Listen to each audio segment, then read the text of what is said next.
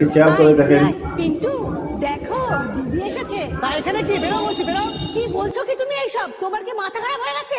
এটা আমার দিদি হয়। হ্যাঁ এটা তোমার দিদি হয়, আমার না। তোমার কি কোনো লজ্জা শরম নেই? এখানে ড্যাং ড্যাং করে চলে এসেছো। পিন্টু তুমি মুখ সামলে কথা বলো। ওটা আমার দিদি হয়, ওটা আমার দিদি হয় মানে ওটা তোমারও কিছু হয়। এটা আমার বাড়ি, এখানে কে আসবে না আসবে সেটা আমি ঠিক করবো। তোমার দিদিকে ঘাট ধাক্কা দিয়ে বাড়িতে বের করো। এই বাড়িটা তো আমারও, আর আমার বাড়িতে আমার দিদি আসতে পারে না। কি বললে তুমি? এই বাড়িটা আমার, আমি খেটে বানিয়েছি। তোমার যদি অত দরদ লাগে তোমার দিদির সাথে তুমি বেরিয়ে যাও।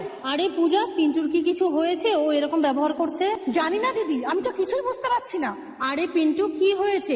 আমি যদি কোনো ভুল করে থাকি আমাকে ক্ষমা করে দিও। না না, ভুল তো আমার হয়েছে তোমাদের বাড়ির সাথে সম্পর্ক করে। যাও যাও এখান থেকে বেরাও। কেন যাবে আমার দিদি? এই বাড়িতে আমারও সমান অধিকার আছে। তুমি শুনতে পাচ্ছ না? হাজারবার বলছি এটা আমার বাড়ি। তোমার দিদিকে ঘাট ধাক্কা দিয়ে বাড়িতে বের করে দাও। অনেক হয়েছে, তোমার সাথে না আমার বিয়ে হয়েছে, তার মানে এই বাড়ি আমারও। এই শোনো, অনেক হয়েছে। তোমার দিদিকে যদি অতই ভালোবাসো তোমার দিদিকে নিয়ে থাকো, আমাকে ছেড়ে দাও। কি বলছো কি পিন্টু তুমি এসব? পিন্টু আমি চলে যাচ্ছি, কিন্তু তাও তোমরা এভাবে ঝগড়া করো না। কিন্তু আমাকে বলো আমার ভুলটা কোথায়? ভুলটা তোমার না দিদি, তোমার বোনের। জানো তোমার বোন কি করেছে? কি করেছে পূজা? গ্রাম থেকে আমার মা এসেছিল আমার সাথে দেখা করতে, আর ও আমার মার সাথে ছোট লোকের মতো ব্যবহার করেছে। বসতে দিয়ে তো দূরের কথা, ও আমার মার সাথে ছোট লোকের মতো ব্যবহার করেছে। একটু সম্মান করেনি আমার মাকে। ওটা আমার মা ছিল, উনি তো আমাকে ছোট থেকে মানুষ করেছে। এর জন্য কি উনি না পড়াশোনা করে আমাকে এত বড় মানুষ করেছে? আর তোমার সাথে বিয়ে দিয়েছে। বিয়ে করার জন্য আমি তোমাকে বাঁচিনি, আমার মাই তোমাকে বেঁচেছিল। আমার মা তোমাকে ঘরে লক্ষ্মী করে এনেছিল, আর সেই মার সাথে তুমি এরকম ব্যবহার করলে। তুমি যদি আমার ফ্যামিলিকে সম্মান না করো তাহলে আমি তোমার ফ্যামিলিকে কি করে সম্মান করবো? আমি যেগুলো করলাম না তোমাকে বোঝানোর জন্য বললাম। আর দিদি আমাকে ক্ষমা করে দাও। না পিন্টু, তুমি একদম ভুল করোনি, তুমি একদম ঠিক করেছো।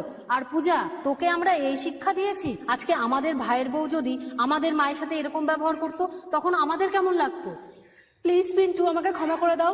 আমি এখন বুঝলাম নিজের বাবা মাকে অপমান করলে কেমন লাগে। আমি কথা দিচ্ছি আর কোনোদিন ওনাদের সাথে খারাপ ব্যবহার করব না। প্লিজ তুমি আমাকে ক্ষমা করে দাও। আর দিদি তুমি আমাকে ক্ষমা করে দাও, তোমাদেরকে আমি অনেক সম্মান করি। আমি কোনোদিনও তোমাদের সাথে উচ্চ গলায় কথা বলিনি। এগুলো না করলে ও নিজের ভুল কখনো বুঝতে পারতো না। তুমি আমাকে ক্ষমা করে দাও। কোনো ব্যাপার না পিন্টু, এসব বাদ দাও। ঠিক আছে বুঝা, তুমি চা করে না দিদি, বসো।